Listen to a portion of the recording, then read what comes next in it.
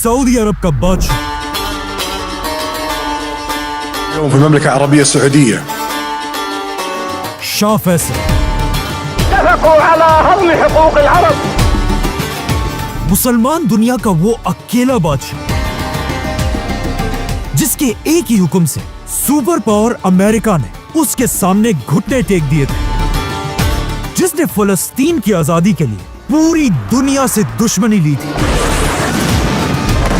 لن نقبل بتقسيم فلسطين लेकिन जैसे ही शाह फैसल मुसलमान दुनिया का सबसे बड़ा लीडर बना, أو أن يتكدر الشرق. शाह फैसल को उसके अपने ही भतीजे सऊदी खानदान के एक शहजादे ने गोली मारकर शहीद कर दिया। लेकिन आखिर सऊदी खानदान को इतनी ताकत मिली कहां से?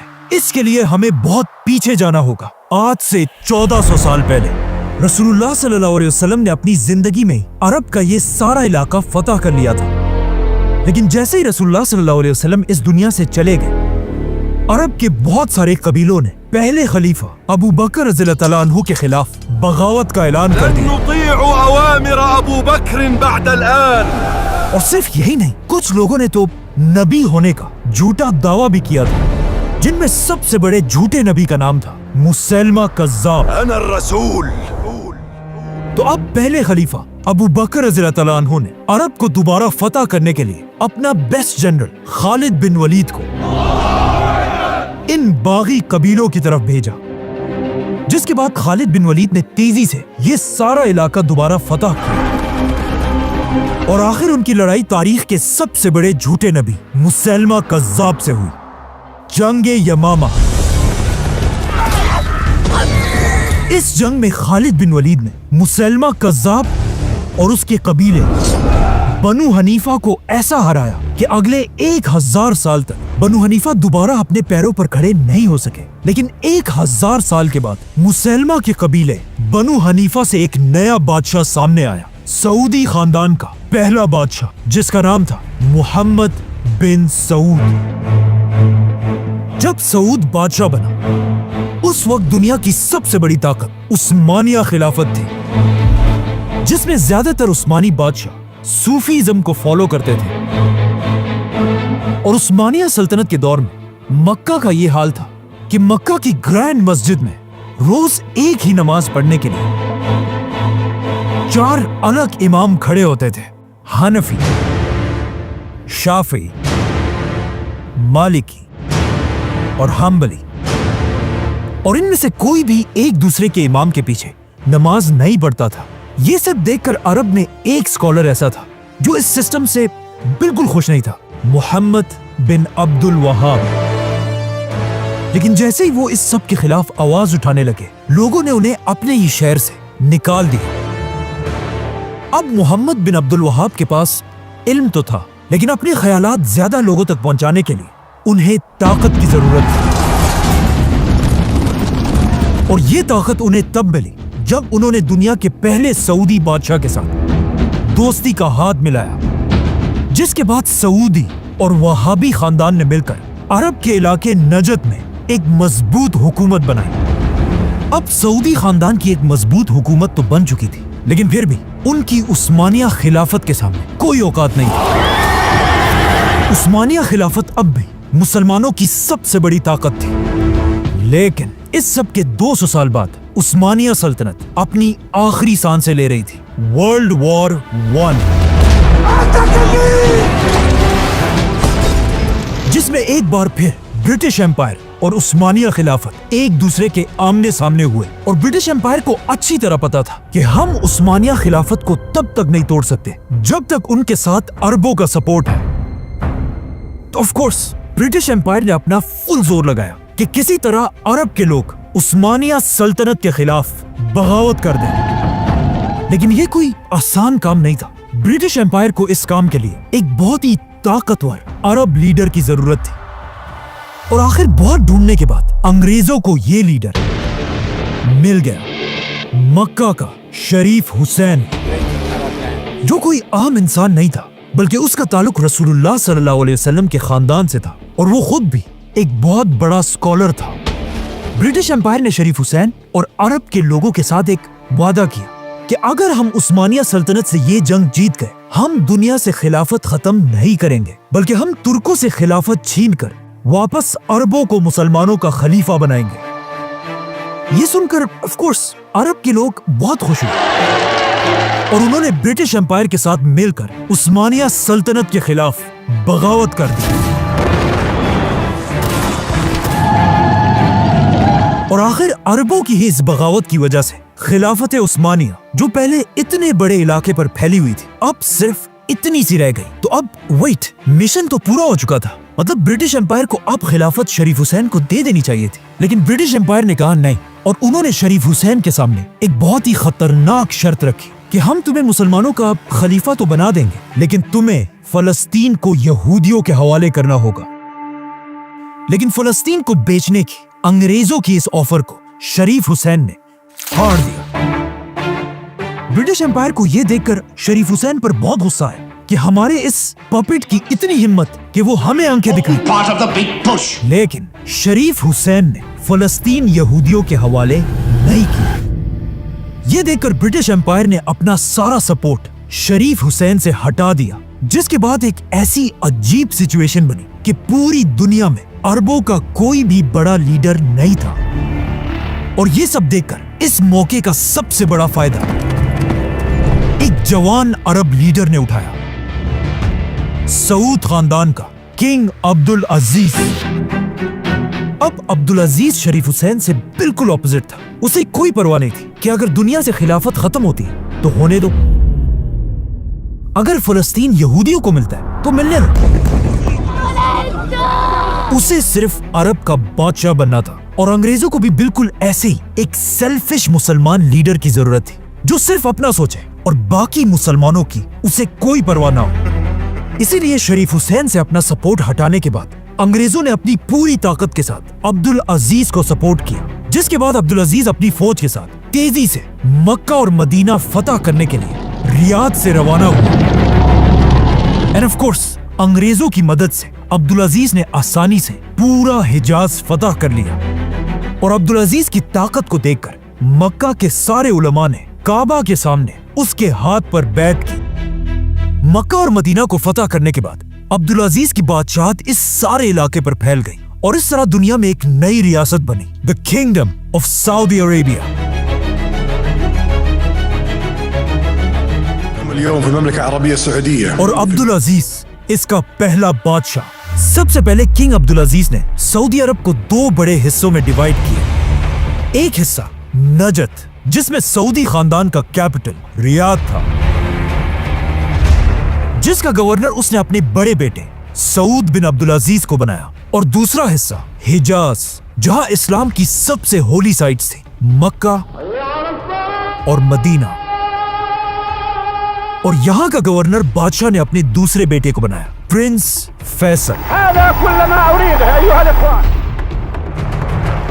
اب جیسے ہی سعودی عرب ایک سٹیٹ بنا، سعودی کے بالکل پاس ہی ایک ملک بحرین میں عرب کا سب سے پہلا آئل کا کنواں ڈسکور ہوا۔ of Middle Eastern oil as emissary to Arabia. یہ دیکھ کر عبدالعزیز نے بھی اپنے انگریز دوستوں کے ساتھ مل کر سعودی عرب میں تیل ڈھونڈنا شروع کیا، لیکن اگلے 6 سال تک ڈھونڈنے کے بعد بھی انہیں آئل کا ایک قطرہ بھی نہیں ملا۔ انہی انگریز سائنٹسٹ نے بعد میں اپنی کتاب میں لکھا ہے کہ ایک دن عرب کے ڈیزرٹ سے ایک غریب آدمی ان کے پاس آیا اور ہمیں ہاتھ سے پکڑ کر سعودی عرب کے علاقے دمام کی طرف لے کر گیا، اور ہمیں کہا یہاں پر ڈھونڈو، وہ تمہیں یہیں پر ملے گی، جو چیز تمہیں چاہیے وہ تمہیں یہاں ملے گی۔ اور اس طرح سعودی عرب میں دنیا کی سب سے بڑی آئل کی ڈسکوری ہوئی۔ the world's largest supplier of oil. Now, جیسے ہی سعودی میں آئل کی ڈسکوری ہوئی، عبدالعزیز کی قسمت اتنی اچھی تھی کہ اس کے صرف 1 سال بعد دنیا کی سب سے بڑی جنگ شروع ہوئی، ورلڈ وار 2۔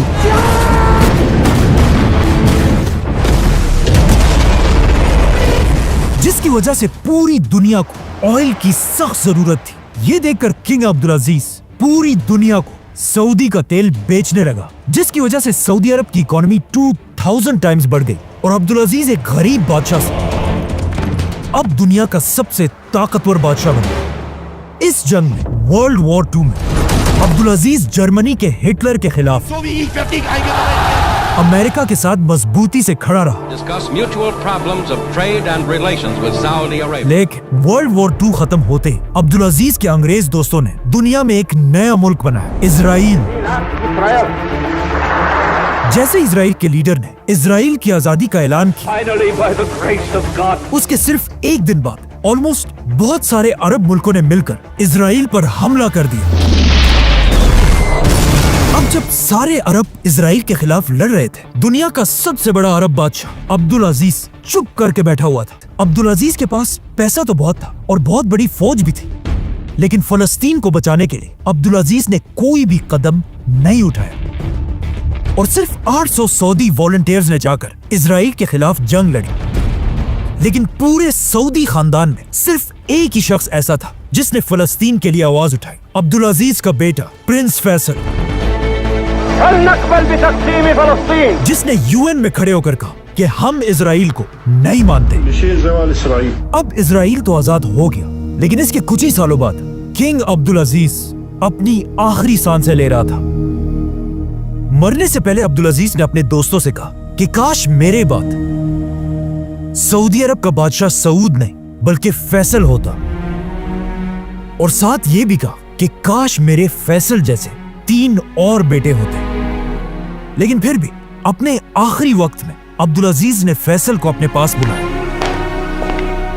اور اس سے 7 بار قسم لی کہ تم اپنے بھائی سعود کے ساتھ وفادار رہو گے. جس کے بعد عبدالعزیز کے مرتے ہی اس کا بڑا بیٹا سعود سعودی عرب کا بادشاہ بنا. لیکن آخر کیوں عبدالعزیز سعود کی جگہ اپنے بعد فیصل کو بادشاہ بنانا چاہتا تھا؟ کیونکہ اسے پتا تھا کہ اس کا بڑا بیٹا سعود ایک بہت ہی عیاش آدمی ہے. سعود کی 4 بیویاں اور اس کے حرم میں 100 سے زیادہ لونڈیاں تھیں, اور سعود کے ٹوٹل 115 بچے تھے, اور اس کی یہ ساری فیملی اس کے 24 لگژری پیلیسز میں رہتی تھی. اور سعود کی شراب پینے کی عادت کا سب کو پتا تھا. سعود نے بادشاہ بنتے ہی سعودی عرب کا سارا خزانہ اپنے خاندان پر لٹانا شروع کیا. سعود نے اعلان کیا کہ آج کے بعد ہر شہزادے کو خزانے سے کروڑوں روپے دیے جائیں گے.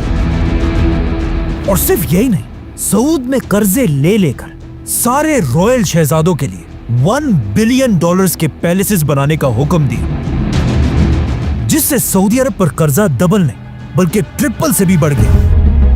اب جب سعود سعودی عرب کا سارا پیسہ اپنی عیاشیوں پر اڑا رہا تھا, اس کے خاندان میں صرف ایک شخص ایسا تھا جو اسے بار بار اس سب سے روک رہا تھا, سعود کا بھائی شاہ فیصل. لیکن سعود نے شاہ فیصل کی باتیں نہیں مانی, کیونکہ اسے پتا تھا کہ ہم جتنا بھی قرضہ لیں ہمیں کوئی فرق نہیں پڑتا. لیکن یہ اس کی بہت بڑی غلط فہمی تھی, کیونکہ بہت جلد سعود کا سارا غرور ٹوٹنے والا تھا. اب تک دنیا میں آئل صرف سعودی اور کچھ ہی باقی کنٹریز میں تھا, لیکن آہستہ آہستہ دنیا کے باقی علاقوں میں بھی آئل ڈسکور ہونا شروع ہوئی, جس سے دنیا میں آئل کی سپلائی تیزی سے بڑھنے لگی. اب جب آئل کی سپلائی پوری دنیا میں بہت ہی زیادہ بڑھ گئی تو آف کورس آئل کی پرائس نیچے گرنے لگی اور سعودی عرب کے خزانے خالی ہونے لگے. اب سعود پھنس چکا تھا, کیونکہ اس نے قرضے بہت زیادہ لے لیے تھے اور انہیں واپس کرنے کے لیے سعود کے پاس پیسے نہیں تھے. لیکن اس سب کے بعد بھی سعود اپنی عیاشی کی زندگی گزارتا رہا. یہ دیکھ کر سعود کو اس کے بھائی فیصل نے بہت سمجھایا کہ تمہاری ان عیاشیوں سے یہ ملک تباہ ہو جائے گا. لیکن سعود نے فیصل کی بات نہیں مانی. آخر فیصل نے غصے میں آ کر اپنی پرائم منسٹر کی پوسٹ سے ریزائن کر دی اور سعودی عرب چھوڑ کر چلا گیا. فیصل کے جانے کے بعد سعودی عرب کے حالات اور بھی زیادہ خراب ہو گئے اور صرف 2 سالوں میں سعودی عرب تاریخ میں پہلی بار بینکرپٹ ہونے کے بالکل قریب کھڑا تھا. یہ سب دیکھ کر سب کو سمجھ آ گئی کہ اب سعودی عرب کو تباہ ہونے سے صرف ایک ہی آدمی بچا سکتا ہے, شہزادہ فیصل.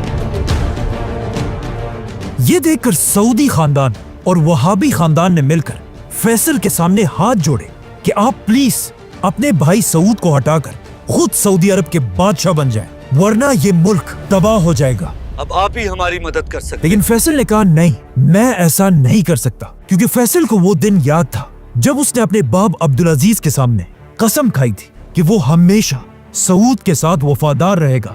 इसीलिए फैसल ने कहा कि नहीं, बादशाह सऊद ही रहेगा, मैं उसके अंडर प्राइम मिनिस्टर बनकर सऊदी अरब को बचाने की कोशिश करूंगा। सऊद ने फैसल की ये ऑफर एक्सेप्ट कर ली और सारी ताकत प्राइम मिनिस्टर फैसल के हवाले कर दी।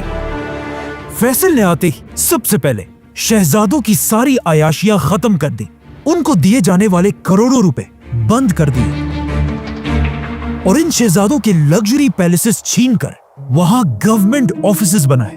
और सबसे बड़ा काम फैसल ने यह किया कि तारीख में पहली बार सऊदी अरब से स्लेवरी खत्म कर दी।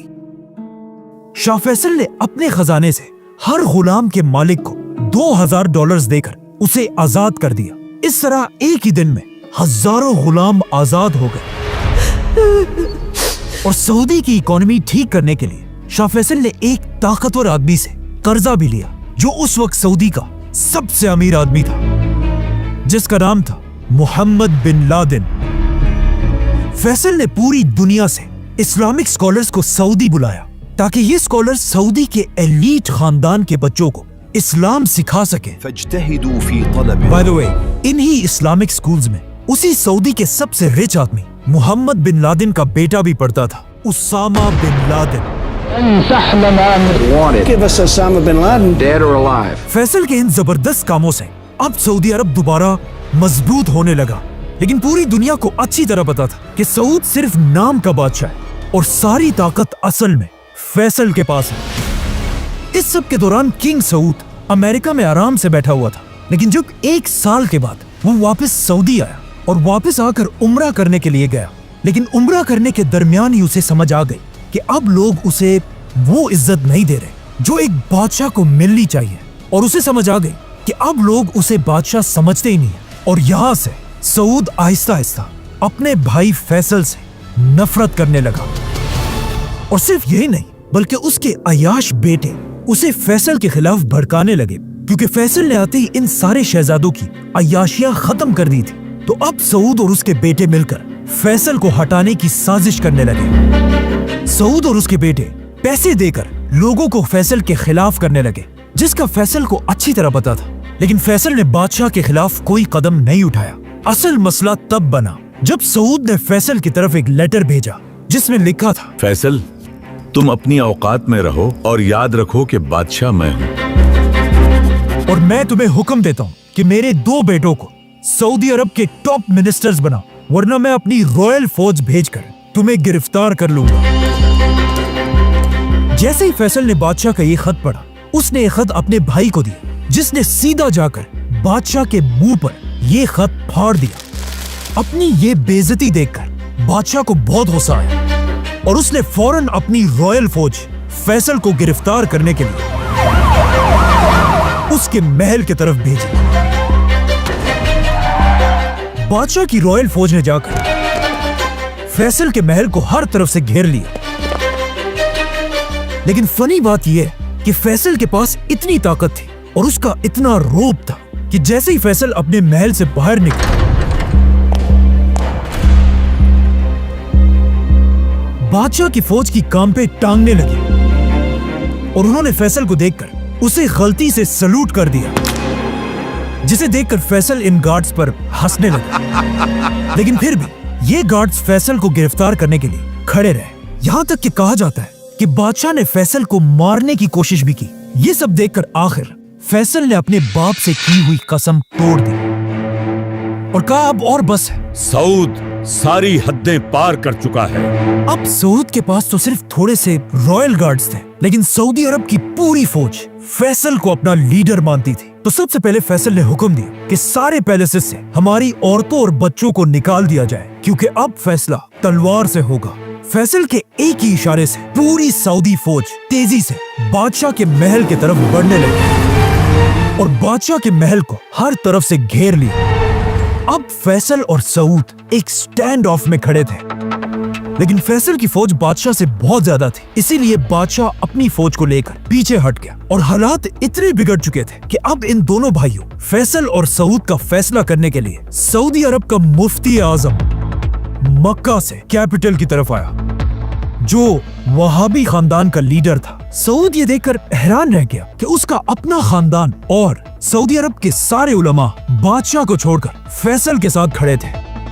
लेकिन क्यों, आखिर क्यों सब बादशाह को छोड़कर फैसल के साथ खड़े थे? इसकी दो बड़ी रीजंस है। एक तो फैसल ऑफ कोर्स एक बहुत ही ज़हीम और जबरदस्त लीडर था, लेकिन इसकी एक और भी इम्पोर्टेंट वजह थी। इस सब से 200 साल पहले अरब के दो बड़े खानदान सऊद और वहाबी खानदान ने मिलकर पहली सऊदी रियासत बनाई थी, और आज तक यही दो खानदान सऊदी अरब के सबसे पावरफुल खानदान थे। और फैसल ऐसा अकेला आदमी था जो इन दोनों खानदानों का शहजादा था, क्योंकि फैसल का बाप अब्दुल अजीज सऊद खानदान से था और उसकी माँ तरफा मोहम्मद बिन अब्दुल वहाब के खानदान से थी। इसीलिए अब दोनों खानदानों ने मिलकर बादशाह सऊद के खिलाफ शहजादे फैसल को सपोर्ट किया। आखिर ये सब देखकर फाइनली सऊद अपने तख्त से हट गया और शहजादा फैसल सऊदी अरब का नया बादशाह बना। King Faisal, a desert warrior. أن يتكدر الشرق और बादशाह बनते ही फैसल ने अपनी पहली स्पीच की ونحن حينما نصارع और कहा कि ए लोगों,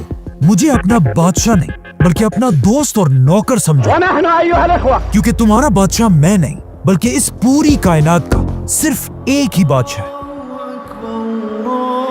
और मेरा ये तख्त कोई तख्त नहीं, तख्त भी सिर्फ अल्लाह का ही है।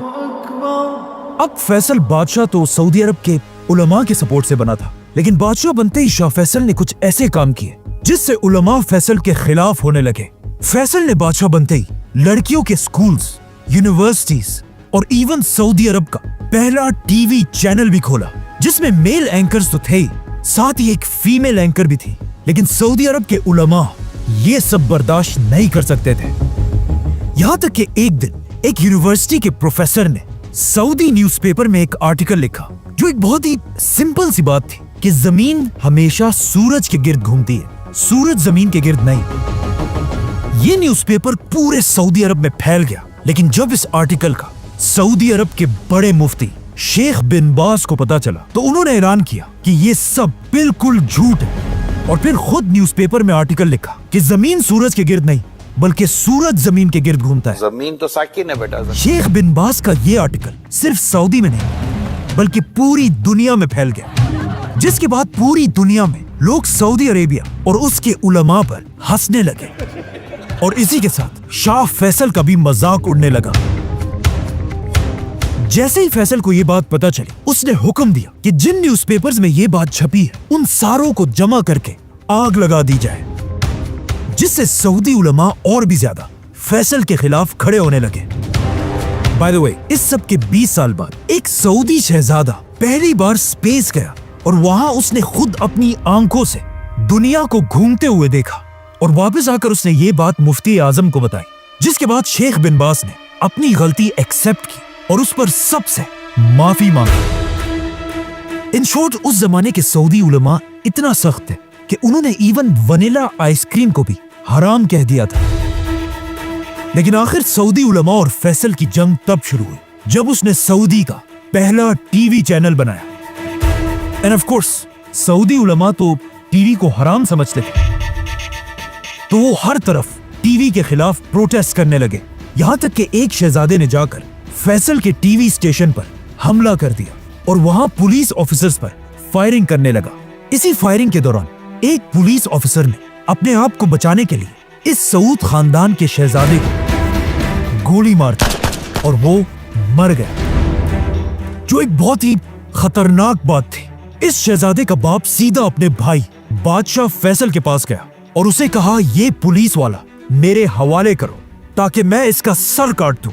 लेकिन फैसल ने कहा, नहीं, पुलिस वाला तो बस अपनी ड्यूटी कर रहा था, गलती तुम्हारे बेटे ने की थी, और जब तक मैं सऊदी का बादशाह हूं, जो भी कानून तोड़ेगा, चाहे वो शहजादा हो या कोई आम आदमी, उसे सजा मिलकर रहेगी।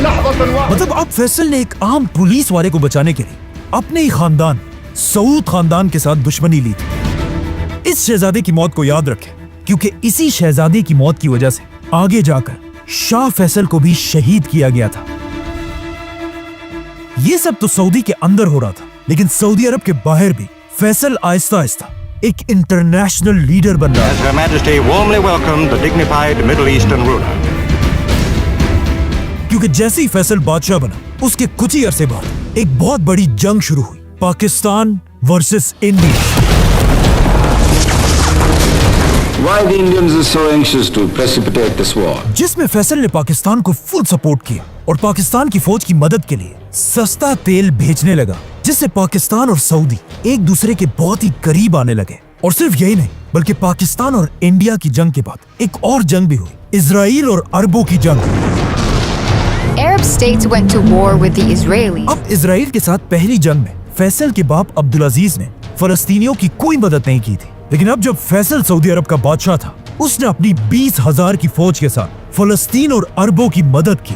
लेकिन फैसल की बहुत कोशिश के बाद भी अरब इजराइल से ये जंग हार गए, और इतनी बुरी तरह से हारे कि इस जंग के बाद इजराइल का साइज 3 गुना बढ़ गया। इजराइल से ये जंग बुरी तरह हारने के बाद कहा जाता है फैसल को इतना दुख हुआ कि किसी ने भी इस हार के बाद फैसल को कभी हंसते हुए नहीं देखा, और फैसल हर टाइम सिर्फ एक ही टेंशन में था कि किस तरह अब इजराइल से बदला लिया जाए। इजराइल ने इस जंग में जिन मुसलमान मुल्कों को तबाह किया था, फैसल ने अपने खजाने से उन सारे मुसलमान कंट्रीज को दोबारा अपने पैरों पर खड़ा किया, और यहाँ से फैसल पूरी दुनिया से फाइटर जेट्स, टैंक्स और वॉर शिप्स खरीदने लगा, ताकि सऊदी फौज को ताकतवर बनाकर फैसल इजराइल से बदला ले सके। अब जब फैसल इजराइल से बदला लेने की प्लानिंग कर रहा था, अचानक दुनिया में एक ऐसा वाकया हुआ जिसने पूरी दुनिया को हिला कर रख दिया। एक दिन एक क्रिश्चियन आदमी ने जेरूसलम में मुसलमानों की तीसरी सबसे होली साइट मस्जिद अक्सा को आग लगा दी, जिससे पूरी दुनिया के मुसलमान इजराइल के खिलाफ खड़े हुए। इस क्रिश्चियन ने मस्जिद अक्सा के अंदर सलाउद्दीन अयूबी के मिंबर को आग लगाई थी। ये वो मिंबर था जिसे सलाउद्दीन अयूबी ने 800 साल पहले खुद इस जगह पे रखा था, और अब ये मिंबर जलकर राख हो चुका था, और आहिस्ता आहिस्ता ये आग इतनी बढ़ गई कि मस्जिद अक्सा की छत का एक हिस्सा भी गिर गया। इस सब के बाद जब उस क्रिश्चियन से पूछा गया कि तुमने आखिर ऐसा क्यों किया, तो उसने जवाब दिया कि मैंने ये इसलिए किया कि जीसस क्राइस्ट दुनिया में तभी आएंगे जब मस्जिद अक्सा तबाह हो जाएगी। लेकिन अब इजराइल की हुकूमत की डिठाई देखे कि मस्जिद अक्सा को आग लगाने के बाद भी इजराइल की अदालत ने इस आदमी को कोई सजा नहीं दी, और कहा कि यह आदमी कोई टेररिस्ट नहीं बल्कि एक पागल है। लेकिन अब अगर यही सब किसी मुसलमान ने किया होता तो पूरी दुनिया ने मिलकर उसे टेररिस्ट कहना। Islam does not deserve to call itself a religion of peace. Islam is not a religion of peace. मतलब हमारा टेररिस्ट और तुम्हारा टेररिस्ट पागल। अब जब इस आदमी को कोई सजा नहीं मिली, पूरी दुनिया के मुसलमान हर जगह इजराइल के खिलाफ प्रोटेस्ट करने लगे, और सारे मुसलमान इस वक्त दुनिया में सिर्फ एक ही लीडर की तरफ देख रहे थे, सऊदी अरब के शाह फैसल। तो अब ये सब देखकर फैसल ने पूरी दुनिया के मुसलमान लीडर्स को एक जगह जमा होने का हुक्म दिया, और इसी कॉन्फ्रेंस में एक इस्लामिक ऑर्गेनाइजेशन बनाने का ऐलान हुआ, जिसका नाम था OIC,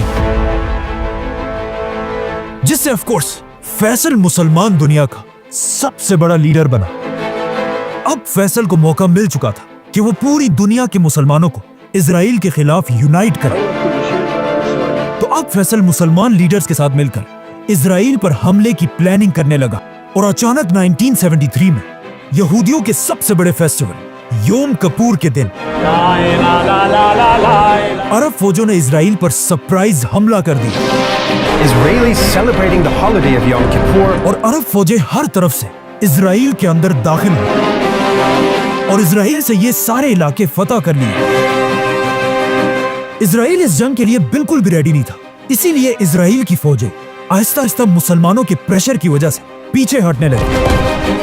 ये देखकर किंग फैसल ने मुसलमानों की फौज की तरफ मैसेज भेजा कि आज मेरे बेटों, तुमने हमारा सर फख्र से बुलंद कर दिया, लेकिन अब रुकना नहीं है, इजराइल के खिलाफ आगे बढ़ते रहो। ऐसा लग रहा था कि मुसलमान अब कुछ ही दिनों में इजराइल को बिल्कुल क्रश कर देंगे। लेकिन यहाँ इजराइल की मदद के लिए वो आया जिसका फैसल को डर था, super power America. The United States has stood by the side of Israel. अरब की फौज से डरकर इजराइल की प्राइम मिनिस्टर ने अमेरिका से मदद की भीख मांगी, और अमेरिका से रिक्वेस्ट की कि फौरन हमें $1 बिलियन की एड भेजी जाए। जिस पर अमेरिका ने जवाब दिया कि $1 बिलियन नहीं, ये लो $2 बिलियन और जाकर इन अरबों को सबक सिखाया। इसके साथ अमेरिका ने इजराइल को फाइटर जेट्स, टैंक्स और मशीन गन्स भी भेजी और अमेरिका की इस मदद से इजराइल दोबारा अरब फौजों को पीछे धकेलने लगा। अब जब इस सब का मुसलमानों के लीडर किंग फैसल को पता चला, इस वक्त मुसलमानों का लीडर किंग फैसल अपने ऑफिस में बैठा हुआ था जब उसे अमेरिका की इस बदमाशी का बताया गया। फैसल को अमेरिका की इस हरकत पर इतना गुस्सा आया कि फैसल ने उसी वक्त अपना फोन उठाया और कहा फौरन ऑयल मिनिस्टर को मेरे सामने हाजिर किया जाए। जैसे ही ऑयल मिनिस्टर फैसल के पास पहुंचा, उस वक्त रात के 8 बज रहे थे और इनकी मीटिंग शुरू हुई।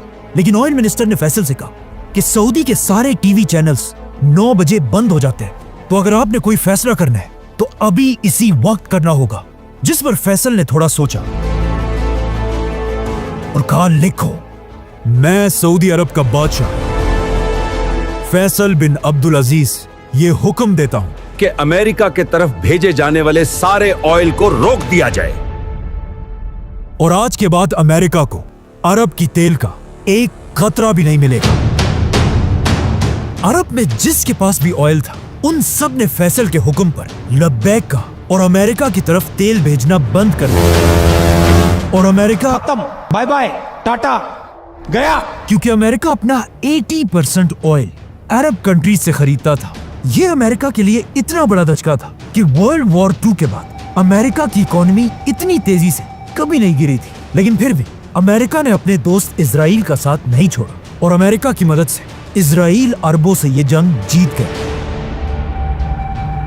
जिसके बाद ऑफ कोर्स अमेरिका ने फैसल से कहा कि अब जंग खत्म हो चुकी है, तो अब ऑयल की ये पाबंदी खत्म कर दो। लेकिन फैसल इतना गुस्से में था कि उसने कहा, नहीं, जब तक तुम इजराइल को सपोर्ट करोगे तब तक मैं तुम्हें तेल नहीं बेचूंगा। और यहां से फैसल ने अमेरिका बल्कि पूरी दुनिया को अपनी असल ताकत दिखाई।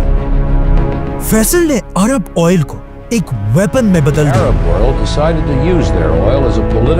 जिससे अमेरिका की इकोनॉमी बिल्कुल टूट गई। अमेरिका में लोगों के पास गाड़ियां चलाने के लिए भी तेल नहीं था, बल्कि पेट्रोल स्टेशंस पे बड़ा लिखा होता था कि तेल को छोड़ो, गॉड को याद करो। और अमेरिका जैसी सुपर पावर कंट्री में पहली बार लोड शेडिंग और ब्लैकआउट्स होने लगे और लोग दोबारा कैंडल्स और लकड़ियां जलाने लगे। अमेरिका में 5 लाख लोगों की जॉब्स चली गई। और सबसे बड़ी बात यह थी कि जिस साल फैसल ने अमेरिका पर पाबंदी लगाई, उस साल अमेरिका का सबसे बड़ा फेस्टिवल क्रिसमस मनाया ही नहीं गया, बल्कि क्रिसमस की रात को, जो हमेशा लाइट से भरी होती थी, इस बार पूरे अमेरिका में सिर्फ और सिर्फ अंधेरा था। फैसल की ताकत का अंदाजा सिर्फ वेस्ट में अमेरिका को नहीं, बल्कि ईस्ट में जापान को भी हुआ। और जापान में कहा जाने लगा कि एटम बॉम्ब के बाद फैसल की पाबंदी जापान के लिए सबसे बड़ा क्राइसिस था।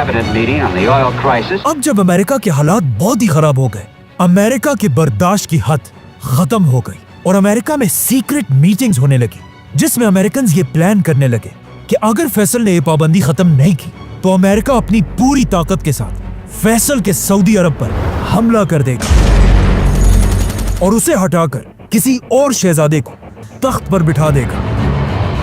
जब फैसल को अमेरिका की इस प्लानिंग का पता चला, उसने अमेरिका को क्लियर मैसेज भेजा कि अगर तुमने मुझ पर हमला किया तो मैं अरब के सारे तेल के कुओं को आग लगा दूंगा।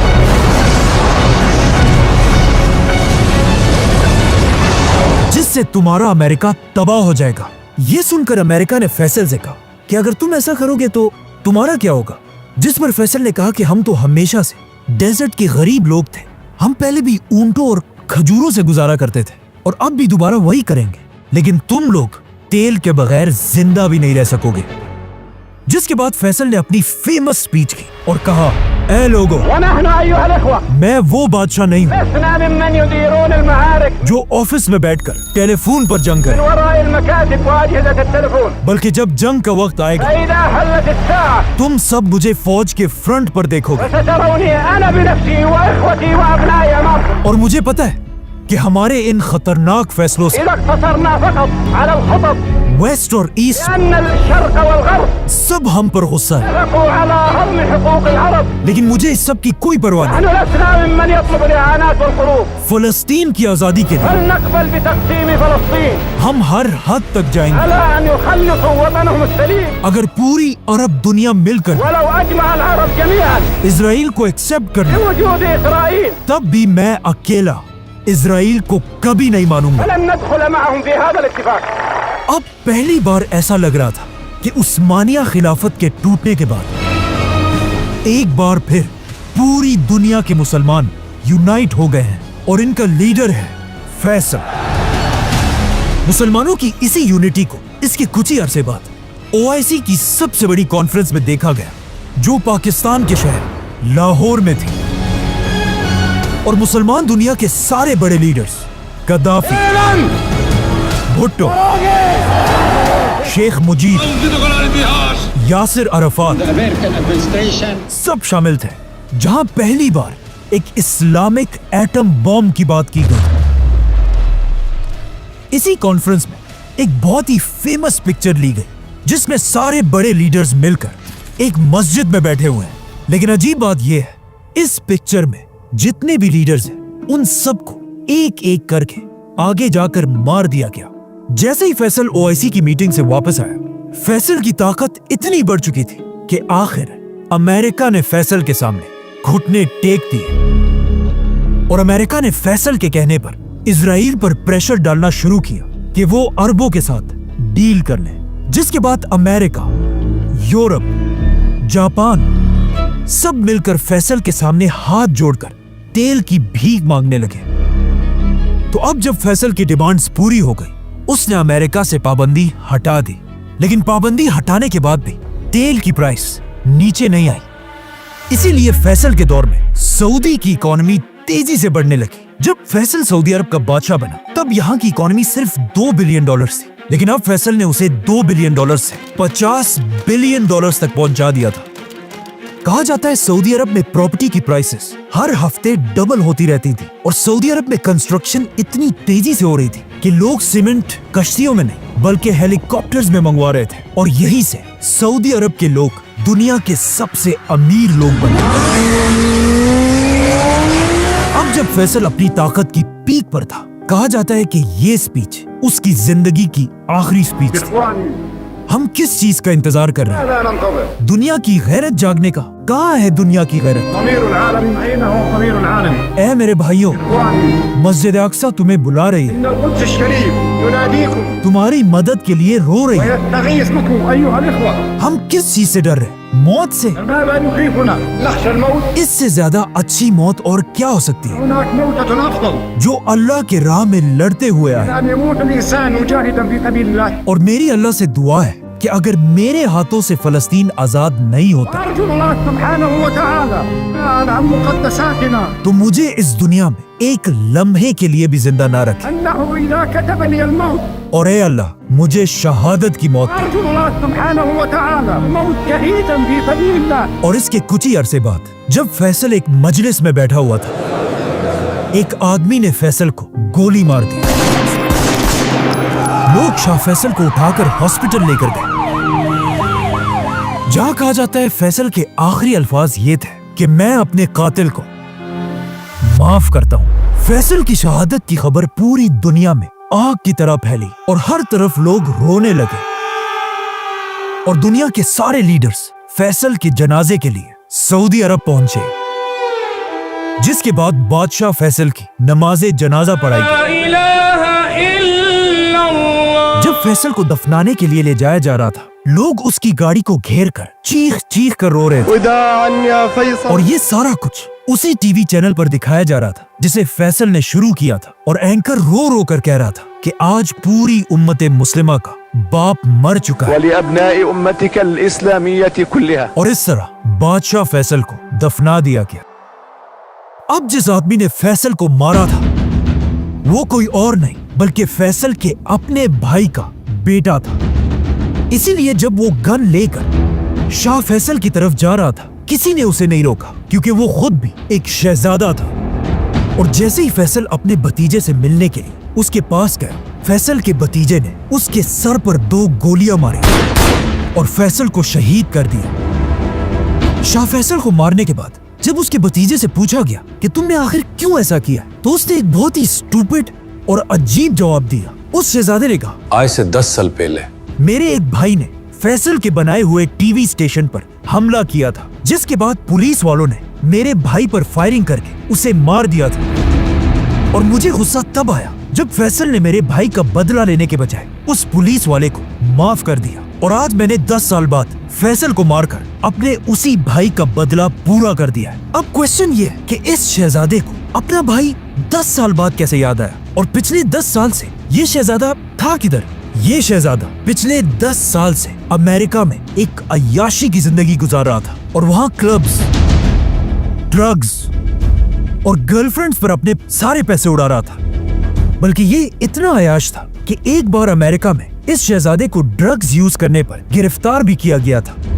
मतलब 10 साल तक इसको अपने भाई के मरने की कोई परवाह नहीं थी। फैसल पर हमले से कुछ ही अरसा पहले ये अमेरिका से वापस सऊदी आया। आज दुनिया के बहुत सारे लोग समझते हैं कि फैसल को किसी बदले की वजह से नहीं, बल्कि अमेरिका और इजराइल पर पाबंदी की वजह से मारा गया था। क्योंकि अगर देखा जाए, फैसल के मरते ही सबसे बड़ा फायदा अमेरिका और इजराइल को ही हुआ था, क्योंकि फैसल की शहादत के फौरन बाद इजराइल और अरबों ने दोस्ती का हाथ मिलाया और सारे अरब कंट्रीज आहिस्ता आहिस्ता इजराइल को एक्सेप्ट करने लगे। और फैसल के बाद आज तक किसी भी सऊदी बादशाह ने दोबारा अमेरिका के सामने सर उठाने की हिम्मत भी नहीं की। फैसल की शहादत के कुछ ही घंटों बाद सऊदी खानदान ने अपना नया बादशाह सेलेक्ट किया, किंग खालिद बिन अब्दुल अजीज, जिसने आते ही हुक्म दिया कि फैसल पर हमले करने वाले शहजादे का सबके सामने सर काट दिया जाए। लेकिन नए बादशाह के आते ही मुसलमानों की तारीख का सबसे खतरनाक वाकया पेश आया,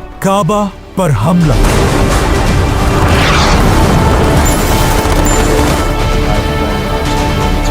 सब्सक्राइब